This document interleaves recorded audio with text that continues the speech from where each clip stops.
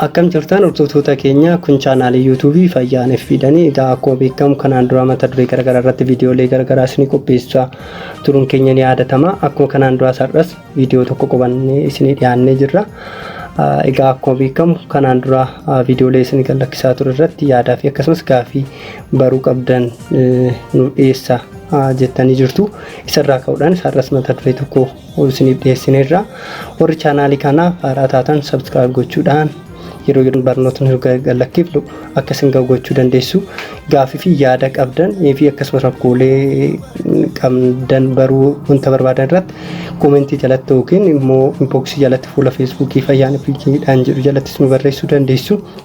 Haga danda'in mana teessanii barumsa fayyaa akkasumas immoo gargaarsa isin gochuu qabdan irratti yeroo kan isin galakkifnu ta'a. وبيل الفيا هواسا وبين كم نولانسا ودونو سنتن كليسا يا ددا وليا دجيسا mata dureen keenyarraa turuu fi dhibee turuu jedha. Egaa mata duree kanarratti namoonni baay'een akka isiniif dhiyeessinu inboxii jalatti nu ergitanii jirtu. Achirraa ka'uudhaanis nus mata duree kana isiniif qopheessuuf jirra. Egaa asirratti wanti jalqaba irratti isin hubachiisnu tokko jira. Tokkoffaa qabiyyeen turuu kun xiqqoo ishii baay'ee dheeraadha. Xiqqoo ishii obsaan akka haga xumuraatitti dhaggeeffattan sinin jenna. Yoo haga xumuraatitti dhaggeeffattan ta'e barumsaa fi akkasumas hubannoo gahaa argattu jennee yaadna. Lammaffaan har'a kutaa tokko kan isin qopheessinudha.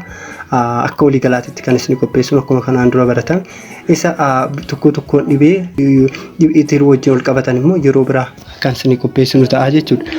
Kanaaf haga xumuraatitti yoo dandeessan akka hordoftan sinin jenna. Hubannoo gahaa argachuudhaaf haga dandeessan kutaa hundumaa yookaan hordoftan ta'e hubannoo gahaa warroonni dhibee turuutis qabdan yookiin dhibee turuutis hin qabne yookiin firoonni keessanis dhibee kana qaban rakkoo kanaan rakkatan akkasumas immoo namoonni fayyaa jirru dhibee kanaan akka hin qabamne wantoota gochuu qabnu irratti sirriitti nu dubbanna. Kanaaf haga xumuraa dhaggeeffatan ta'e hubannoo gahaa argattu jennee yaadna.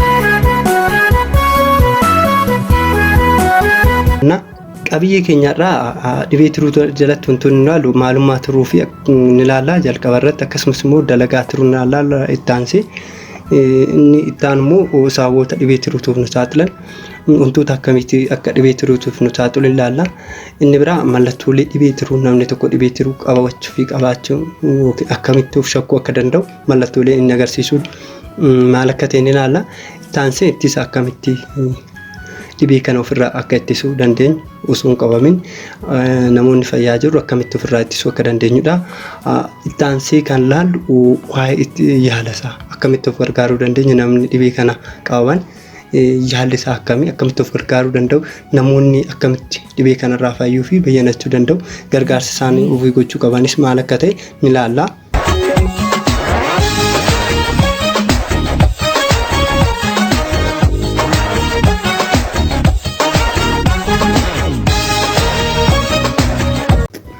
Qabiyyee keenya jalqabaa tuusin maalummaa turuun ergaa akkuma beekamu qaamolee jajjaboo keessoo keenya keessatti argaman keessaa tokkodha.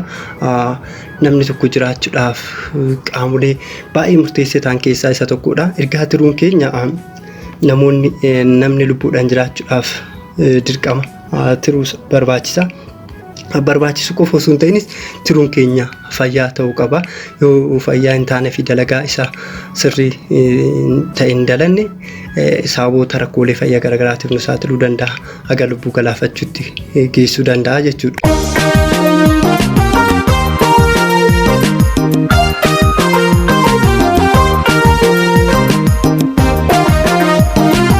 Argama tiruun kan argamtu ergaa yookiin anaatoomii tiruun keenya kan argamu garaa keenya gara olii harki caalaan gara mirgaatti siqee akkasumas immoo baay'ee tiruun keenya harki caalaan kan haguugamee argamu lafee laphee keenya marsanii argamanii fi kaartileejii isaa wajjin wal qabatanidha.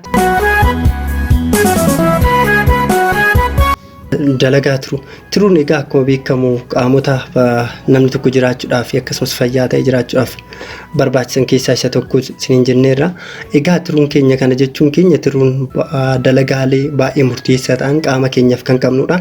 Isaan keessaa hunda isaa fixuun hin danda'amu. Isaan keessaa akka waliigalaatitti baay'ee kan murteessuu ta'an mee haa ilaallu. Tokkoffaan dalagaa turuu keessaa tokkoffaan nyaata nyaannu keessaa osoo gara qaamota keenyatti hin raabsamin dura nyaata keenya keessaa xuraawaa fi wantoota qaama keenyaaf hin barbaachisne balleessuu. Egaa nyaanni nyaannu afaan erga seenii garaacha keessatti haga tokko bubullaa'e mar'imaan erga xuuxxamee jalqaba karaa turuutiin kan geeffamu xuruu keessatti erga porsos ta'e yookiin sirni garaagaraa turuu keessatti wantoonni barbaachisuu fi wantoonni qaama keenyaaf hin barbaachisne erga adda ba'een booda wantoonni barbaachisan gara qaamatti gallakkisuudhaan wantoonni immoo qaama keenyaaf summii ta'an turuudhaan gara wantoota sasalphaatti diigamuudhaan gara alaatti kan ba'u godha jechuudha. Tokkoffaan isa kan.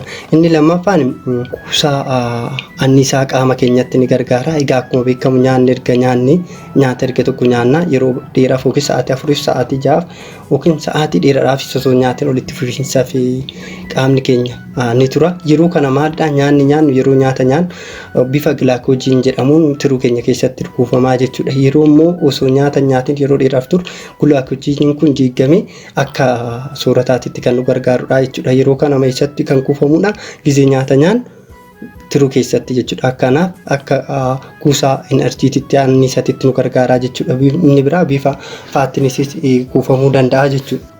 Sadaffaa irratti akka kuusaa viitaaminootaa fi albuudota garaagaraa kuusuuf nu gargaara.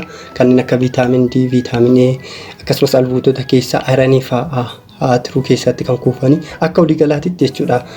Akka kuustuutitti kan gargaaru jechuudha. Wantoota baay'ee kuusuudhaan jechuudha turuu keenyatti kan kuufamu yeroo waan tokko gara alaatii gara keessatti kan fudhannu ta'e yeroo baay'inaan argaman turuu keenyatti kuufamu. Yeroo immoo barbaachisan gara turuutirraa fuudhamuun gara biraa geeffamuun itti kan fayyadamudha jechuudha qaamni keenya. Arfaffaan xuraawwan qaama keenya keessatti sababa ol nyaatisa garaagaraatiin uumamanii fi akkasumas akka tasaa gara alaatii gara qaama keenyatti seenan qaama keenyaa keessaa balleessuudhaaf ni gargaara. Turuun egaa akkuma beekamu akkuma ol nyaatisa qaama keenya keessatti gaggeeffamuun xuraawwan garaagaraa nu oomishama. Xuraawwan kun immoo yoo qaama keenya keessa kan turan summii qaamota keenyatti fi seelota keenyatti ta'u. Kana balleessuuf maal godhaa turuun keenya yeroo yeroodhaan wantoota qaama keenya keessatti oomishames ta'e gara alaatii qaama keenyatti seenanii qaama keenyatti summii ta'an kana akka badu ta'a jechuudha gara turuu keenyatiin jechuudha. Wantoota akka salphaatti gara alaatti ba'uu danda'anitti erga jijjiirameen booda turuudhaan jijjiiramee booda gara alaatti akka ba'u godhaa jechuudha. Inni biraa dhooftuu oomishuuf ni gargaara. Egaa akkuma beekamu dhooftuu keessatti dhangala'aan dhooftuu oomishuuf kan gargaaru. Dhangala'aan dhooftuu akkuma beektan sirna bullaa'insa keessatti gahee guddaa taphata. Keessattuu viitaaminootaa fi wantoota coomaa fi zayita qaban akka bullaa'anii fi akka gara qaama keenyaa keessan seenan gargaaruu keessatti gahee guddaa qaba. Kanaaf turuun keenya sirna bullaa'insa nyaataa keessatti illee gahee qabaa jechuudha. Inni torbaffaan wantoota qaama keenya keessaa oomishaniif gargaarudha. Yeroo baay'ee maal jedhama asirratti turuun akka warshaa qaama keenyatti gargaaraa jedhama. Maalidha? Wantoonni baay'een qaama keenyaaf barbaachisan kan oomishan turuudhaani fakkeenyaaf fudhan kan taruu dhiigaa fi akkasumas immoo itituu dhiigaa keessatti gahee qaban kanaan kan oomishamanii jechuudha yookiin faaktarsi kan jedhaman jechuudha. Dhiigni keenya yeroo ujummoowwan dhiiga keenya miidhaman dhiigni akka salphaatti gara alaatti ba'ee akka dhiirri dhiigaan muudanne akka kan godhan faaktarsi kan jedhaman dhiiga keessa yeroo kanas turuu keessatti kan oomishamu jechuudha. Egaa qabiyyeelee hedduudha kan turuu keenya keessatti uumamu kanneen alatti illee wantoonni qaama keenyaaf barbaachisan turuu keenyatti kan oomishamanidha. Akkasumas immoo wantoonni qaama keenyaaf hin barbaachisne gara alaatti kan ba'an turuudha jechuudha. Yeroo baay'ee kan gaggeeffamu turuudhaani jechuudha.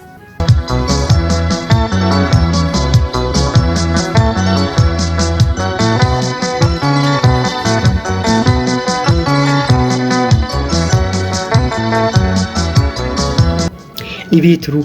Egaa hawaasa keenya biratti dhibeen turuu dhukkuba dhibee simbira halkanii jedhamee beekama. Yeroo baay'ee dhibeen kun simbira halkaniitirraa namatti darbaa jedhameeti kan yaadamu. Yaa ta'utti malee dhugaan jiru isarraa kan fagaatedha. Dhibee tiruu fi simbirri halkanii walitti dhufeenya hin qabani. Dhibeen tiruu sababoota garaagaraatiin namatti dhufuu danda'a. Egaa dhibeen tiruu kun bifa lamatti qoonnee ilaaluu dandeenya. Dhibee tiruu kan yeroo gabaabaa fi dhibee tiruu yeroo dheeraa jedhamu haala kanaan ilaaluu dandeenya. Dhibee tiruu yeroo gabaabaa kan jedhu yeroo wantoonni garaagaraa dhibee miidhaa tiruu keenya keessa irraan geessisanii fi mallattooleen dhibee tiruu sun yeroo gabaabaa keessatti kan mul'atan yoo ta'e dhibee tiruu yeroo gabaabaa jenna. Yommuu turtii yeroo dheeratiin booda kan tiruu keenya irra miidhaan kan ga'u ta'ee fi jijjiiramni isaati suutaan miidhaan irra ga'u sun yeroo dheeraan booda mallattooleen miidhamuu tiruu agarsiisan ta'e dhibee tiruu yeroo dheeraa jenna. Akka waliigalaatti dhibeen tiruu kun baay'ee beekamaadha. Biyya keenyattis ta'e biyyoota guddatan irratti dhibeen tiruu kun beekamaadha. Sababa lubbuu galaafachuutiinis kan nama ga'uu danda'udha. Dhibeen tiruu kun sababoota garaagaraatiin namatti dhufuu danda'a. Tokko biyya guddatanii fi biyyoota guddatan keessatti illee wantoonni nama saaxilan wal fakkaachuu danda'u. Inni biraa immoo garaagarummaa jiraachuu danda'a. Akkasuma dhibeen tiruu kun yeroo gabaabaa irrattis lubbuu nama galaafachuu danda'a. Turtii yeroo dheeratiin boodaas nama galaafachuu danda'a jechuudha.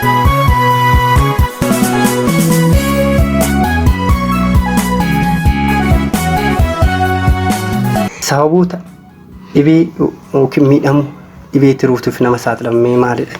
Tiruun keenya akka miidhamu wantoonni godhamee maalidha? Asirratti sirnaan hordofuu qabdu. Tokkoffaa irratti alkoolii baay'isanii dhuguu. Alkoolii kan irratti waa lamatu jira. Alkoolii qabiyyeen isaa baay'ee ta'e xiqqoo osoo inni ta'e miidhaan irratti geessisuu danda'a. Akkasumas immoo alkoolii qabiyyeen isaa xiqqaa ta'e baay'isnee yookaan inni ta'e miidhaan irra geessisuu danda'a. Egaa alkoolii dhuguun keessattuu turtii yeroo dheeraan booda miidhaan irra geessisuu danda'a. Akkasumas turtii gabaabaa keessatti yookaan inni ta'e miidhaan irra geessisuu danda'a jechuudha.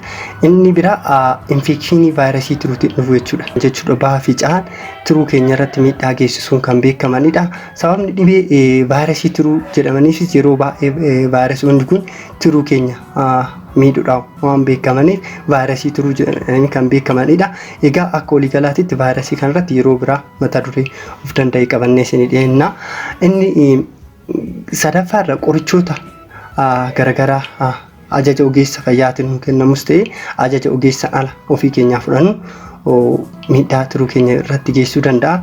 Egaa qorichoonni ogeessa alaatiin kennaman matumti isaanii akkuma ogeessi fayyaa nu ajajetti soo fudhan hanga tokko tiruu keenya irratti miidhaa geessisuu danda'a.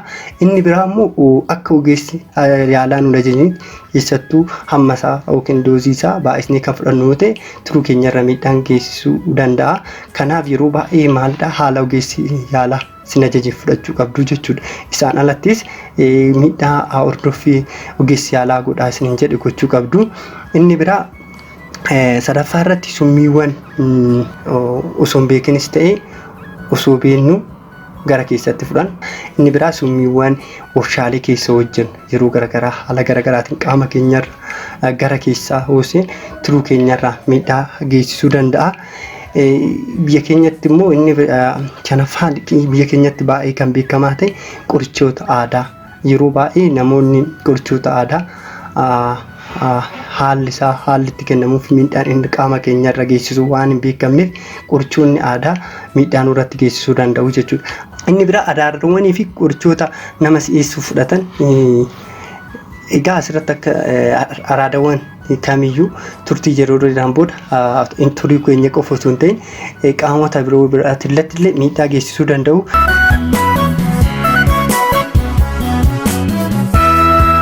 Inni biraa seenaa maatii yookiin faamilii histirii kan jedhamu maatii keessa dhibeewwan tiruu keessaa muraasni isaa kan maatiidhaan daddarban jiru. Namoonni maatii keessaa yoo abbaa yookiin haati qabaate haga tokko qabaachuu danda'a. Egaa akkuma kanaan dura isin hin jennu yoo abbaan dhukkuba tiruu qabaate ilmi yookiin daa'imti isaa hin qabdu jechuu miti, firris hin qaba jechuu miti, haga tokko jiraachuu danda'a jechuudha.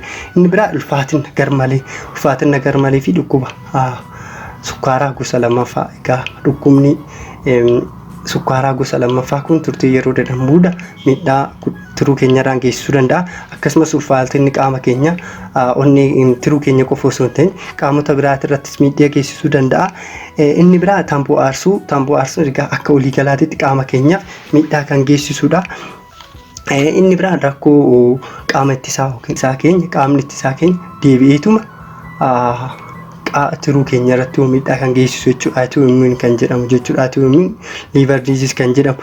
Egaa akka waliigalaatti kunniin rakkoolee yeroo sababoota dhibee tiruutiif yeroo baay'ee nama saaxilanii kanaan alattis dhibeeleen sasalphaa ta'an jiru. Akkasumas immoo qaamolee keenya birootirra miidhaa ga'aniin tiruu keenyarra miidhaan ga'uu danda'a. Fakkeenyaaf onnee keenyarra miidhaan kan ga'u ta'e kallattiidhaanis ta'e alkallattiidhaan tiruu keenyarra miidhaan ga'uu danda'a. Akkasumas immoo infeekshiniiwwan garaagaraa tiruu keenya vaayirasii tiruutiin alas infeekshiniin garaagaraa tiruu keenya irratti miidhaa geessisuu danda'a.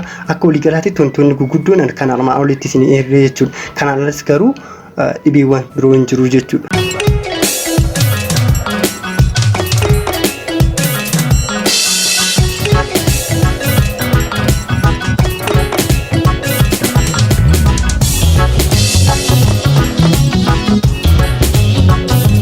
Mallattoolee dhibee tiruu. Egaa asirratti akka waliigalaatti wanti isin hubachiisuu qabnu tokko jira. Innis maalidha? Yeroo baay'ee amma viidiyoo keenya kanattis ta'e kan isa sanaan dura isin dhiyeessine irratti yeroo baay'ee mallattoolee dhibeewwanii fi akkasuma dhukkuboota garaagaraa isiniif himna. Asirratti wanti isin guddaan isin hubachuu qabdan mallattooleen tokko dhibeewwan garaagaraa wajjin wal fakkaachuu danda'a. Fakkeenyaaf mallattoon dhibee tiruu fi dhibee onnee wal fakkaachuu danda'a kan kaleetis jechuudha. Akkasuma dhibeen biraatis mallattoolee garaagaraa wal fakkaatan agarsiisuu danda'u jechuudha. Kanaaf mallattooleen amma isin himnu kun kan tiruu qofaa ta'uu danda'u jechuudha. Mallattoolee dhibee birootis ta'uu danda'a jechuudha. Garuu yoo mallattoolee kana isinitti himnu of shakkitanii tiruun qabamoo mallattooleen amma isin jiru isinitti hime kana of shakkitanii gara mana yaalaa deemtanii qorannoo garaagaraa isiniif godhamuu fi waan ogeessa fayyaatti irraa ka'uudhaan dhibee tiruuf ta'uu fi dhibeen tiruu akka hin taane adda baasuun ni danda'ama jechuudha.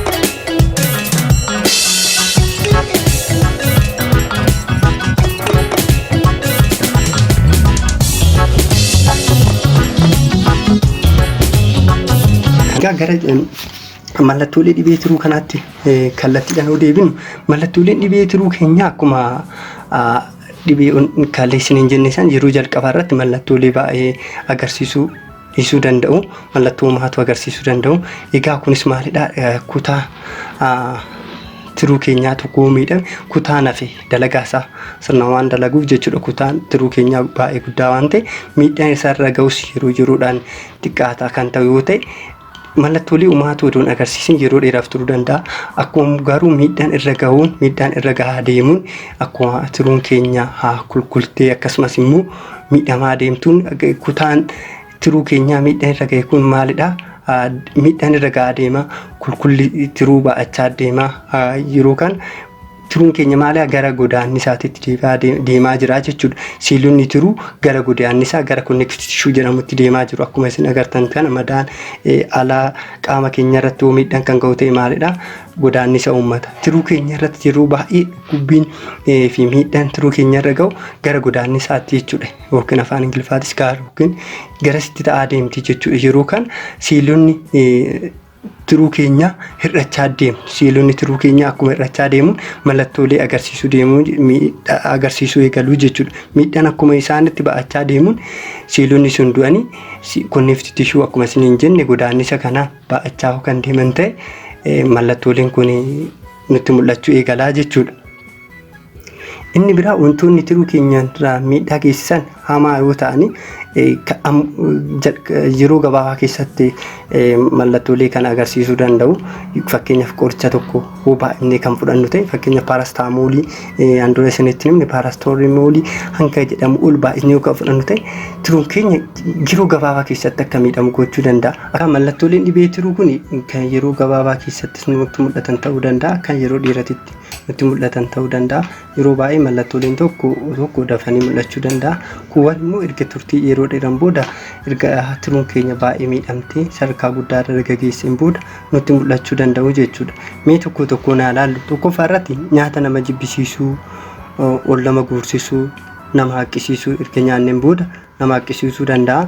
Inni lammaffaa irratti nama dadhabsiisuu fi gadi nama guursisuu. Namni tokko osoo hojiin hojjetiin dadhabbiin itti dhagamu waanuma xiqqoo erga hojjeteen boodas immoo isa dadhabsiisuu danda'a. Inni biraa gogaa yookiin iji keenya bifa keelloo yookiin booraa qabaachuu jechuudha. Iji keenya bifa keelloo yookiin bifa boora ta'e qabaachuu jechuudha. Akkasumas immoo gogaa keenya irratti jechuudha keessattuu namoota diimaa ta'anii adii ta'an sirnaan mul'achuu danda'a gogaa isaanii irratti. Inni biraa nama hooksisuu, gogaan keenya nama hooksisuu danda'a, gogaan nama hooksisuu danda'a. Inni biraa fincaan bifa gurraacha qabaachuu jechuudha. Fincaan keenya bifa gurraachatti jijjiiramuunis mallattoo kalee ta'u, mallattoo dhibee tiruu ta'uu danda'a. Inni biraa qaamni keenya akka salphaatti dhiiguu danda'a. Gogaan keenya yoo xiqqoo waanuma xiqqoon tuqe akka salphaatti dhiiguudhaan dhaabbachuu dhiisuu danda'a. Inni biraa funyaan irra deddeebiidhaan funuunni nama funuunuu danda'a. Akkuma isiniin jenne tiruun keenya wantoota akka dhiigni kan taru yookiin ititu yeroo miidhaan ujummoolee dhiigaa keenya irra ga'an wantoota akka dhiigni naannoo sanitti naannoo miidhaan ujummooleen dhiigaa miidhaman sanitti dhiigni keenya kan taruudhaan akka dhiigni gara alaatti baay'ee jaanni godhaa jechuudha. Yeroo kanatti wantoonni dhiigni kun akka kan taru yookiin itituuf gargaaran kun yoo tiruu keenyaan baay'inaan kan hin hubachne ta'e dhiigni miidhama xiqqoodhaan yookiin miidhama xiqqoo irra ga'uun dhiigni keenya gar malee waan gaa'uuf dhiigni keenya waanuma xiqqoodhaan jechuudha. Gogaa keenya irraas ta'uu danda'a. Akkasumas immoo funuunni yeroo dheeroodhaan deebi'ee nutti dhufuu danda'a jechuudha. Inni biraa garaa nama dhiituu danda'a.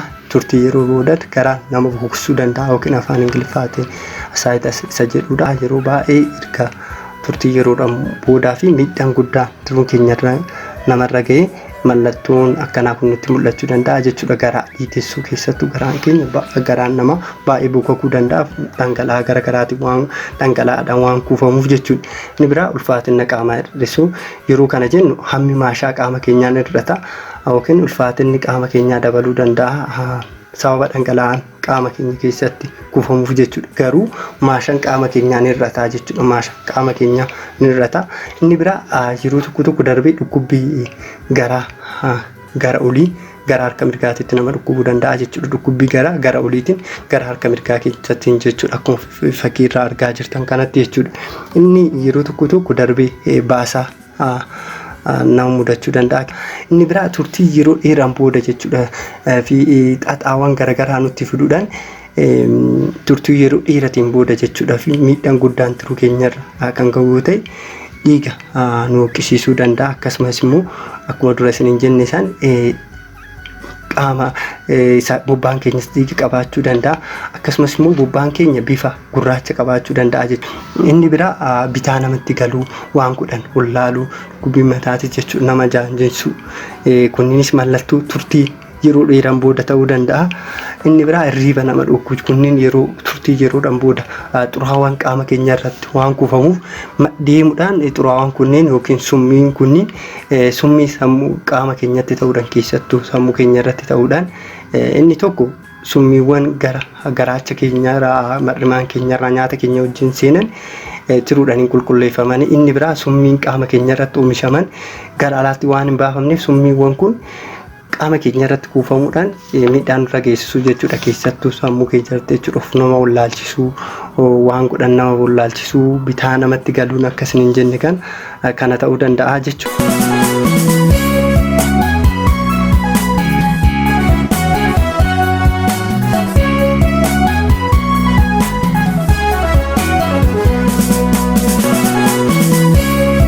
Ittisa dhibee tiruutiif yaattaa deebinuumi. Egaa ittiin akkuma walii galaatitti jechuudha tiruu qofaaf osoo hin ta'in dhibeelee biroo keessatti illee gahee guddaa qaba. Namni tokko dhibeedhaan qubsachuu caalaa dhibee kanaan akka hin qabne gochuun baay'ee murteessaadha. Garuu namoonni baay'een yeroo fayyaa jiran yeroo maalummaa dhibee saniitti himan yeroo baay'ee dhimma hin qabanii.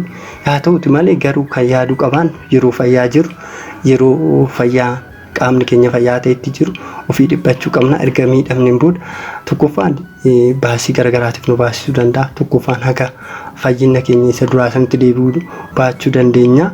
Inni biraa lubbuu keenyattis nu galaafachuu danda'a jechuudha. Kanaaf yeroo hundumaa ittisa irratti xiyyeeffachuu akka qabdanidha.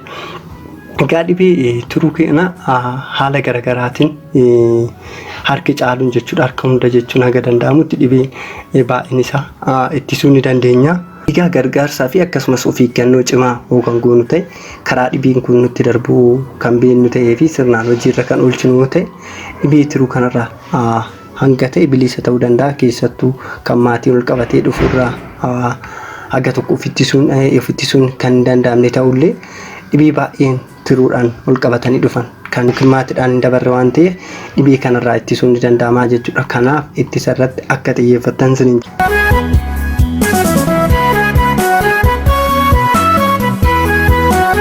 ittisa dhibee kana tokko tokkoon ilaallamee akkamitti dhibee turuutiif akka hin qabamne of gochuu dandeenya kan jedhutti adeemnu.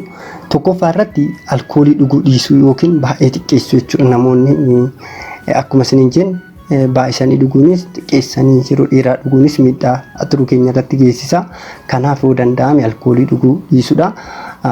Yoommoo kan dhugdan ta'e baay'ee xiqqeessuu jechuudha. Keessattuu alkoolii qabiyyeen isaa guddaa ta'e yoo kan dhugamne ta'e ni gorfama.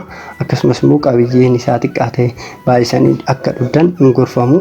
Inni biraa qorichoota lammaffaa irratti kan jiru qorichoota ajaja ogeessa jaalatiin isinii kenname akka ogeessi fayyaa isinii kennee fudhachuu qabdu. Haala jedhamee fudhachuu qabdu. Hordoffii godhamaa isiniin jedhes gochuu qabdu jechuudha. Hordoffii ogeessi yaalaa godhaa isiniin jedhe hundumaa gochuu qabdu. Inni biraa ajaja ogeessa fayyaatiin ala qorichoota kamuu odoo fudhamne ni gorfama.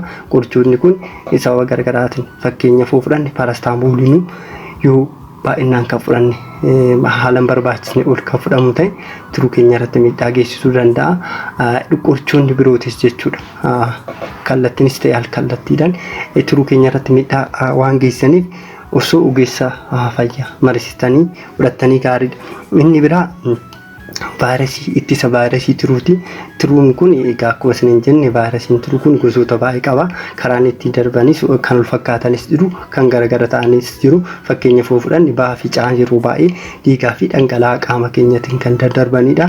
Yeroo baay'een immoo fi yeroo baay'ee nyaata dhibee kanaan faalame kan daddarbanidha. Fi oral transmission kan jedhamu jechuudha. Haa ta'uti malee akka walii galaatitti bal'inaan kan itti deebinu yoo ta'e akkamitti dhibee vaayirasii turuu kana akkamitti akka of ittisuun danda'amu haa ilaallu. Tokkoffaa meeshaalee qara qaban waliif fayyadamu jechuudha. Akkuma HIV san dhiigaanii fi akkasumas dhangala'aa qaama keenya waan darbuuf meeshaalee qara qaban namni tokko itti fayyadamu namni biraa itti fayyadamu hin qabani. Inni biraa quunnamtii saalaa daangaa hin qabnee fi of eeggannoo hin qabne gochuu qabnu. Tokkoffaa akkamitti of ittisuu dandeenya yookiin namoota amanamanii wajjin jiraachuudha. Inni biraa immoo kan gochuu hin dandeenye ta'e kondomii fayyadamuun ni gorfamaa jechuudha dhibee kana jechuudha. Inni biraa vaayirasii kan ofirraa ittisuudhaaf tuttuqqee fi yookiin qaqqabbii dhangala'aa yookiin dhiiga namaa harka duwwaa qabuu hin qabnu. Yoo dhangala'aa namaa yookiin dhiiga nama tokko yoo qaqqabnu harka duwwaa qabuu hin qabnu. Yoo danda'ame gilaafii fayyadamuudha. Yoo hin dandeenye harkaan qabuu osoo baanne ni gorfama. Akkasumas immoo walitti dhufeenya dhiiga namaatiin qabnu harki madaa keenya akkuma HIV san namatti daddarbuu waan danda'uuf dhangala'aa fi dhiiga nama biraa qaqqabuurraa of eeguu jechuudha. Harka duwwaa keenyaa jechuu yoo danda'ame gilaafii yoo godhanne ni gorfama. Inni biraa yeroo tumaa yookiin immoo niqisaata isa jedhamu afaan Oromootiin afaan Amaariffaatiin akkasumas taatu kan jedhamu afaan Ingiliffaatiin yeroo tumaatti yookiin yeroo namni niqisaata san tolfatu meeshichi sun jarmii vaayirasii kanarraa qulqulluu ta'uu laallamuu qaba. Meeshaan ittiin waan kana tumannu yookiin niqisaata kan ittiin hojjetamu namoota baay'eedhaan ol jala fayyadamna ta'e miidhaa kanarraa kan nu geessisu waan ta'uuf vaayirasii kana gara keenyatti waan fiduu danda'uuf yeroo kanas meeshicha san akka qulqulluu ta'ee fi akka sirnaan wanni sun istiraalaayis ta'e beekuun murteessaadha. Inni biraa qulqullina nyaataa fi dhugaatii keenyaaf godhamudha. Keenyaaf keessattuu ba'aa fi iini kanaan darbasniin jennee irraa nyaataa fi dhugaatii dhukkuba kanaaf faalameen vaayirasii kanaaf faalameef waan darbuuf nyaata nyaannu keenya qulqullina qabuun murteessaadha. Inni biraa talaalli inni kennama vaayirasii keessattuu bahaadha. Biyya keenyattis yeroo ammaa kana kennamaadha. Baasni isaas xiqqaadha. Laallamuudhaan vaayirasii kana hin qabaanne kittibaata kana fudhachuu ni dandeessu. Inni biraa daa'immaniif akkuma dhalatanii kittibaanni kun ni kennama. Inni biraa qorichoota yeroo baay'ee maalidha araada garaagaraa qaban yoo araada isaanii kana fudhatan marfii garaagaraa fayyadamanii waliif fayyadamu ta'a. Kanas akka waliif fayyadamnedha jechuudha. Yoo namoonni marfii garaagaraa tokko kan fayyadaman ta'e dhibee kana walitti dabarsuu akka kan qabanidha. Isa kana egaa ittisa vaayirasiitiin wal qabatee kanaa jechuudha. Kanneen armaan gadii kana kan goonu ta'e vaayirasiin kun akka hin qabne gochuu dandeenya. Ittisa biraatiin yoo deemne qoricha aadaa yookiin abashaa jedhamu fayyadamuu dhiisuu. Egaa akkuma isin jenne qorichoonni kun kallattiinis ta'e al-kallattiidhaan tiruu keenyaa fi qaamolee keenya biroo irratti miidhaa waan geessaniif dhibee keenyaaf ogeessa yaalaa bira dhaqnee mariisisnee qoricha argachuu nuu dhibeen keenya qorichi kan jiru ta'e qoricha fudhachuu fi gorsa ogeessa fayyaatiin dhibee irraa fayyuu ni dandeenya jechuudha. Inni biraa nyaata madaalawaa. Nyaata madaalawaan fayyummaa keenya akka waliigalaatti waan gargaaruuf haga dandeenyuun haga jireenyi keenya nu eeyyamuun nyaata madaalamaa fudhachuu qabna. Inni biraa sochii qaamaa gochuu. Sochii qaamaanis akkuma waliigalaatti fayyummaa qaama keenyaaf waan barbaachisuuf guyyaatti xiqqaatti daqiiqaa 30 yookiin daqiiqaa 60 sochii qaamaa gochuu qabna. Inni biraa ulfaatina qaamaa hir'isuu. Ulfaatina qaamaa hir'isuun egaa akka waliigalaatti innis fayyummaa qaama keenyaatti barbaachisaadha. Yoo ulfaatinni qaama keenyaa garmalee guddaa qabna ta'e miidhaa qaama keenyaatirraa tiruu keenyas dabalatee miidhaan irraa waan ga'uu danda'uuf haga danda'ameen ulfaatina madaalawaa ta'e qabaachuudha. Inni biraa akkuma jalqaba isiniin jenne qulqullina nyaataa fi dhugaatii nyaata keenyaa eeguudha. Akkasumas immoo summii nyaata kanarraa nyaata summiiwwan garaagaraa fi akkasumas keemikaala garaagaraatiin hin faalamne ta'uusaa mirkaneeffachuu qabna. Osoo hin beekinis ta'e osoo hin beekin nyaata keenya keessattis ta'e dhugaatii keenya irratti tummaan garaagaraa akka gara keenyaa seenne qulqulleeffachuu qabna. Inni biraa tamboo fi sigaaraa aarsuu dhiisuu. Egaa tamboon akka waliigalaatti fayyummaa qaama keenyaatiif miidhaa geessisa. Kanaaf ofii keenyaafis aarsuu qabnu namoota aarsanirraas fagaachuu qabna. Dhumarratti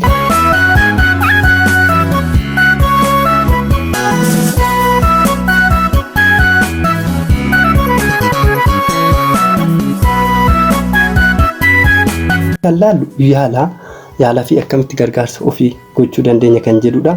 Asirratti yaala dhibee tiruu kanarratti tokkoffaan yaalli dhibee tiruu sarkaa dhibee fi ammeenyummaa isaati irrattidha. Tiruun kun yoo sarkaa salphaarra ta'e akkasumas sarkaa hamaarra yoo ta'e yaala akkamitti namaa kennama, yaala gargaarsa akkamitti namaa godhama, nus akkamitti gargaarsa ofii gochuu qabna kan jedhu sarkaa fi akkasumas ammeenyummaa isaati irratti hundaa'a. Sarkaa salphaa kan ta'u ta'e qorichoota kennamuun fayyuu danda'a. Yoo hammeenya guddaa kan ta'u ta'e dhibeen yookiin immoo sarkaa dhumaatirra kan ga'u ta'e biyya keenya keessatti jiraachuu baatus biyya alaatitti hanga tiruu jijjiiruu irratti kan barbaachisu ta'uu danda'a. Biyya alaatitti tiruu jijjiiruunis ni danda'ama. Namoota lubbuun darbee fudhachuudhaan namoota kaaniif jijjiiruun ni danda'ama. Haa ta'uti malee yeroo mallattoolee armaan olitti isiniin jenne isaanii ofirratti arganii namoonni dhibee kana of shakkanii mana yaalaa deemanii osoo miidhaan guddaa irra hin gahin yaala argatan tokko fayyuu danda'u, guutumaan guututti fayyuu danda'u. Lama immoo tiruun isaanii akka irra caala miidhamne gochuu danda'u jechuudha. Miidhaan tiruu isaan irra gahe bootuma dura miidhame isaanitti akka dhaabbatu jechuudha. Irra harka caalu jechuudha. Progreshinii isaa jechuudha. Akka dabalee tiruun isaa hin miidhamne gochuu danda'a. Inni biraa yoo tiruu kana miidhaa irra gahu dhaabsisuu hin dandeenye ta'e immoo tiruun sun akka sirriitti dafee saffisaan miidhamne gochuu danda'a jechuudha. Jechuun progreshinii isaan akka xiqqaatu godhaa jechuudha. Tiruun miidhaan tiruu irra gahu sun akka xiqqaatu gochuu danda'a. Inni guddaa wanti dagatamu yeroo baay'ee jechuudha. Akka yaala tiruu keessatti tokkoffaan wantoota tiruu keenya miidhaa irraa fagaachuus akka yaala tiruutti jechuudha. Keessattuu namoonni dhibee tiruu tokko qaban wantoota sababa dhibee tiruutiif yookiin tiruu irratti miidhaa geessisan yoo goone kan ta'e tiruun keenya harka caalu jechuudha. Irra caalaa miidhama. Fakkeenyaaf vaayirasii tiruutiin tiruun keenya miidhamee jira ta'e irratti immoo alkoolii dhumna yoo ta'e irratti immoo areeda gargaraa fayyadamnu yoo ta'e tiruun keenya saffisaan miidhamuu danda'a jechuudha. Kobaasaadhi vaayirasiin sun kobaasaa irraa kan miidhudha. Yoo wanta dabalataatti daballu ta'e tiruun keenya baay'inaan miidhamuu danda'a jechuudha. Kanaaf mana yaalaa dhaqnee dhukkubii tiruu qabnu yoo isiniin jedhe wantoota harma isiniin jenne san ittisa dhibee tiruufii fi akkasumas wantoota tiruu keenya miidhame sanirraa guutumatti fagaachuu qabnaa jechuudha. Tiruun keenya akka dafee fayyuu fi akkasumas immoo miidhaan tiruu keenya irra gahu akka salphatuuf jechuudha. Inni biraa qorichoon akka gosa dhibee sanii irratti hundaa'u gosa tiruu san irratti hundaa'uudhaan qorichoonni kennamu jiru. Qorichoota san haala ogeessi fayyaa jedhameen qorichoonni tokko baay'ee mi'aa ta'uu danda'u akkasumas immoo yeroo dheeraa fudhachuu danda'u ta'a. Isa fudhatanii fayyuun hin danda'ama. Inni biraa alkoolii irratti yeroo dhibee tiruu alkooliidhaan qabatee dhufu keessatti yeroo jalqaba sarkaa jalqabaatirra jiran sarkaa jalqabaa san irratti kan yaalamu ta'e haala salphaadhaan tiruu kana gara duubatti deebisuu dandeenya. Haala salphaadhaan fayyuu dandeenya. Kanaaf namoonni yeroo baay'ee mana yaalas deemanii erga dhibee tiruu qabdaa kanaaf tiruun kee alkooliidhaan miidhame jedhamee yoo deebi'anii immoo gara naannootti deebi'an gara mana isaatti deebi'an alkoolii dhuguu kun hin ta'u. Yeroo lammaffaa immoo dhuma tiruutiin yeroo mana yaalatti deebi'an kan argamu jechuudha. Kuni kanaaf kana gochuun hin barbaachisu. Kanaaf tokkoffaa yaallisaa sababoota dhibee tiruu keenyaaf nu saaxilan irraa fagaachuu qabu. Wantoota dhibee tiruu nutti fidan irraa jechuudha. Akkasumas tiruu keenya miidhan irraa fagaachuu qabna. Qorichoota nu kennaman sirnaan fudhachuu qabna. Inni biraa namoonni keessattuu vaayirasii tiruu gosa bahaa yeroo ammaa vaaksiniin yookiin kittibaanni kennamaa jira. Talaalliin kennamaa jira. Haga danda'ameen qarshiin isaatis yookiin baasiin isaatis xiqqaadha waan ta'eef namoonni ilaalamtanii vaayirasiin kun dhiiga keessan keessa hin jirre osoo fudhatanii ni gorfama. Inni biraa ittisa isaa irratti akka xiyyeeffattan isin jenna. Xaxaan dhibee kanaan wal qabatu xaxaa baay'ee qabaachuu danda'a. Akkasumas immoo dhibeen kun dhibee yoo kan hin yaalamne ta'e haga kaansariitti jijjiiramuu danda'a jechuudha. Akkasumas immoo dhibeen tiruurraa ka'an sammuu keenya miidhuu danda'u, kalee miidhuu danda'u, akkasumas somba miidhuu danda'a. Akkasumas immoo infekshinii garaagaraatiif akka saaxilamnu akka nu gochuu danda'a. Kanaaf yeroodhaan yoo kan yaalamnu ta'e dhibee kanarraa fayyuun ni danda'ama. Akkasumas immoo dhibeewwan kunis dhibee biraatiin ul fakkaachuu waan jiraniif kanaan mana yaalaa deemtanii akka yaalamtan isin jenna. Har'aaf kan qabannee isin yaanne kanuma waan wajjin turtaniif galatoomaa jenna. Fayyaa ta'a. Fayyaan madaqee.